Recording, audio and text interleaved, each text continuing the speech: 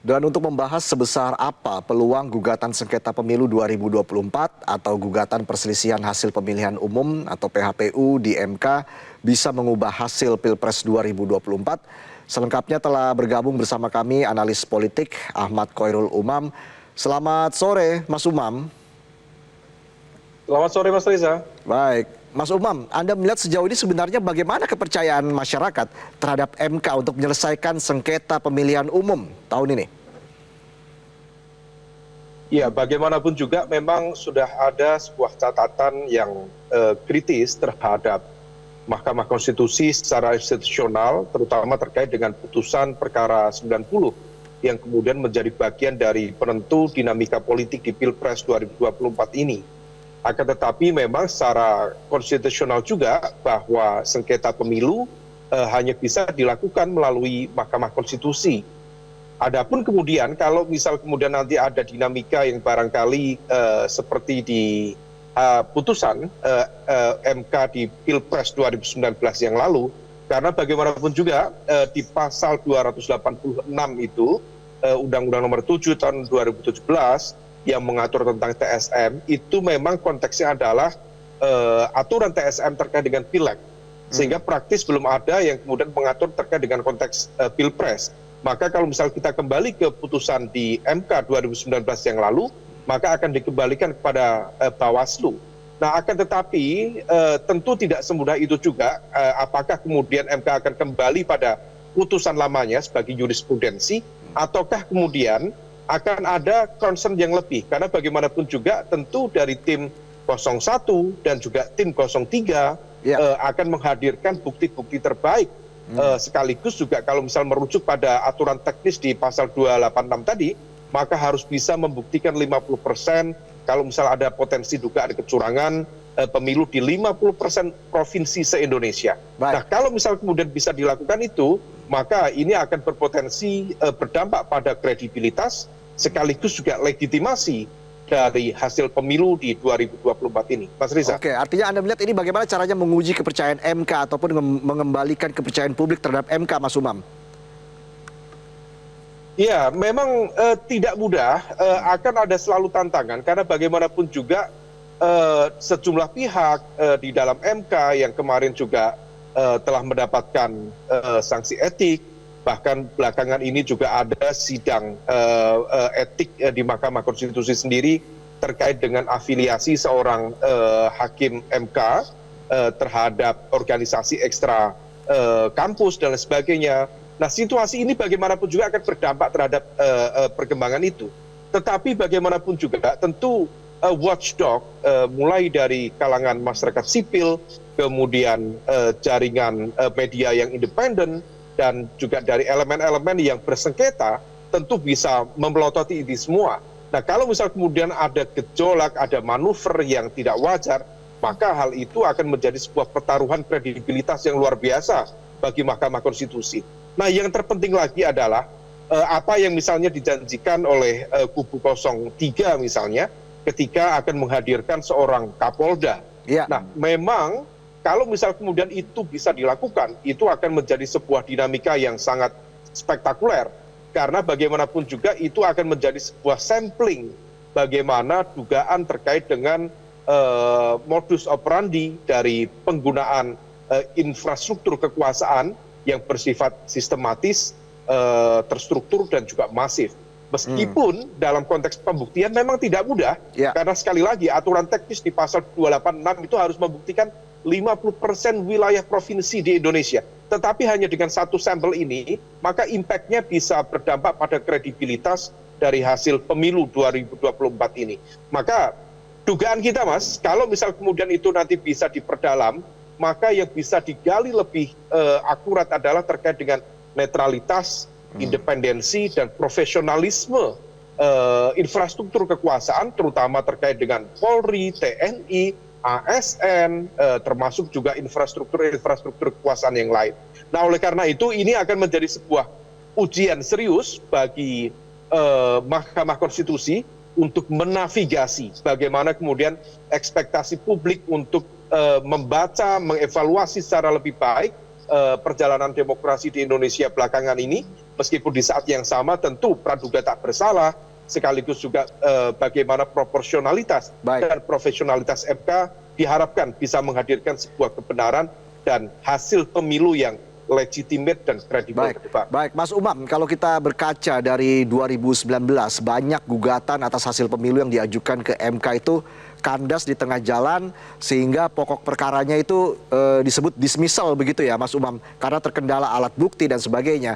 Ini Anda melihat masih menjadi problem utama dalam gugatan pemilu tahun ini, atau seperti apa, Mas Umam?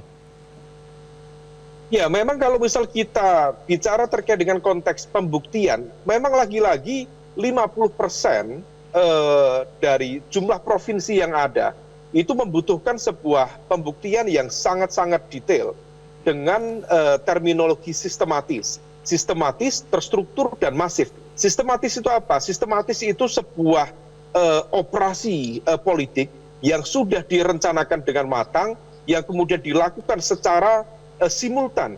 Sementara kemudian kalau misal terstruktur, maka sudah melewati fase-fase termasuk juga struktur di dalam konteks nasional, wilayah, sampai kemudian satuan terkecilnya.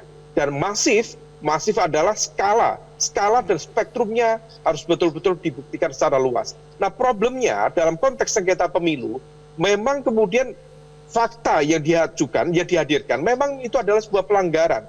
Problemnya bahwa pelanggaran itu terjadi pada satu titik-titik tertentu, yang kemudian untuk pembuktian masifnya, terstrukturnya, dan sistematisnya, itu yang kemudian membutuhkan sebuah judgement yang jauh lebih kuat. Nah, disinilah yang kemudian kalau misal ekspektasi ya dari kubu 01, kubu 03, kalau misal kemudian bisa menghadirkan basis data yang memadai, tentu akan di-backup oleh partai-partai pengusung masing-masing. Meskipun di saat yang sama, kalau misal kemudian nanti terjadi sebuah proses dinamika yang semakin panas, barangkali akan berdampak secara serius terhadap dinamika politik ke depan. Dan kalau misalnya muncul dinamika politik, rasa-rasanya akan ada sejumlah upaya mitigasi dalam konteks yang dilakukan oleh the invisible hand untuk menetralisir atau dalam tanda kutip mendisiplinkan aktor-aktor supaya kemudian tidak melangkah lebih lanjut. Nah, situasi ini yang kemudian akan kita cermati, Mas Reza. Apakah political will dari kekuatan-kekuatan politik yang mencoba untuk melakukan sengketa di Mahkamah Konstitusi terkait dengan pemilu ke depan, apakah betul-betul confirm, betul-betul kemudian yakin, dan juga memiliki komitmen yang serius terhadap konteks evaluasi berdemokrasi ini, ataukah ini menjadi bagian dari upaya bargaining position. Kita akan cek dan juga cermati bersama-sama. Dan juga kita kawal bersama. Misalnya ini saya ambil contoh saja, Mas Umam, misalnya soal dalil tentang politik uang begitu kan, yang kerap disampaikan secara sporadis begitu, tetapi justru ini kan pembuktiannya lemah. Sebenarnya apa yang harus dilakukan oleh pemohon begitu untuk bisa lebih kuat memberikan bukti soal kecurangan-kecurangan yang terjadi selama pemilu, Mas Umam? Ya, terkait dengan konteks money politics, memang bukan menjadi sesuatu yang baru ya. Artinya bahwa ini adalah sebuah praktik politik transaksional yang sudah mengakar dan dilakukan oleh banyak sekali aktor. Nah, kalau misal kemudian itu terjadi, maka kemudian dalam konteks pembuktian tentu harus menghadirkan saksi dengan mekanisme sampling yang cukup merata. Dan saksi itu tentu diharapkan kemudian menjadi sebuah bagian dari upaya untuk menghadirkan bukti yang bisa mengeneralize. Jadi how to generalize saksi dan juga praktik itu dalam konteks pembuktian di pengadilan.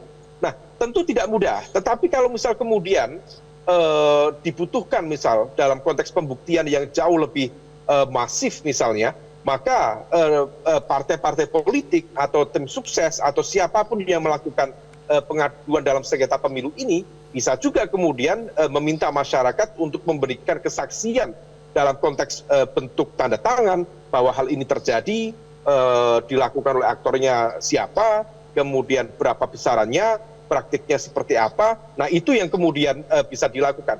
Yang menjadi tantangan, Mas Riza, bahwa praktik itu bukan monopoli dari satu kekuatan politik tertentu, tetapi masif dan juga dilakukan secara merata oleh berbagai aktor politik. Nah, situasi inilah yang kemudian membuat situasi menjadi diplomatis, dilematis. Karena bagaimanapun juga jika kemudian satu kekuatan diungkap, maka ini akan mengungkap kekuatan yang lain. Nah, situasi ini yang kemudian tampaknya saling mengunci satu sama lain. Dan kalau misal bicara pilpres, tentu pihak-pihak yang lain yang merasa terancam akan bicara juga terkait dengan pileg. Nah, bicara tentang pileg, bicara tentang eksistensi partai, dan situasi ini tampaknya akan menjadi agak problematik ketika kemudian masing-masing pihak sudah memiliki kartu truf masing-masing dan akan saling mengunci bagaimana kemudian modus operandi dan juga praktik-praktik transaksional itu dilakukan secara sistematis, terstruktur, dan juga masif. Mas Umam, Anda melihat sebenarnya untuk menyelidiki kecurangan pemilu itu lebih tepat melalui hak angket atau PHPU di MK? Singkat saja, Mas. Ya, memang itu dua koridor yang berbeda ya. Kalau misal kemudian kita bicara konstitusi, sebagaimana diatur di Undang-Undang Dasar 45 hasil amandemen, bahwa sengketa pemilu dalam konteks peradilan tentu kembalinya ke MK. Tetapi yang ingin dilakukan oleh teman-teman di DPR, di angket, itu bukan semata-mata terkait dengan hasil pemilu.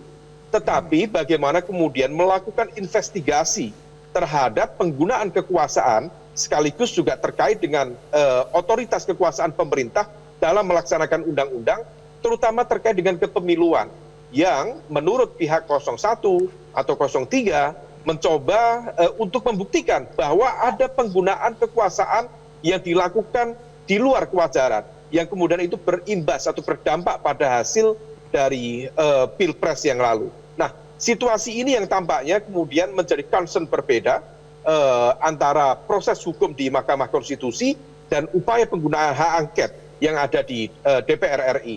Nah, akan tetapi bagaimanapun juga tentu kalau misal kemudian angket tampaknya per hari ini belum ada tanda-tanda pergerakan signifikan, maka yang bisa dilakukan ya setidaknya kekuatan atau fungsi pengawasan yang melekat di masing-masing komisi bisa segera dihidupkan. Kalau misal bicara terkait dengan KPU, Bawaslu selaku penyelenggara pemilu, Komisi 2 harus bergerak dalam RDP atau dalam rapat kerja. Atau kalau misal bicara tentang netralitas TNI, Komisi 1 harusnya bergerak, netralitas Polri, Komisi 3 harus bergerak. Kemudian bicara tentang Bansos, Komisi 8 harus bergerak. Nah, semua itu harus dilakukan secara simultan.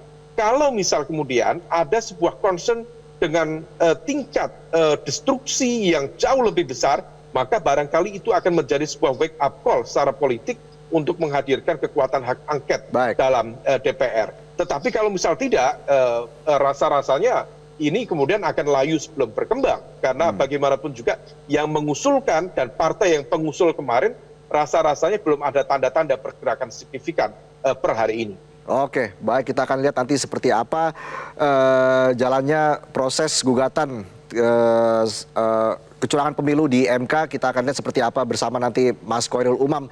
Terima kasih sudah bergabung bersama kami di Metro hari ini.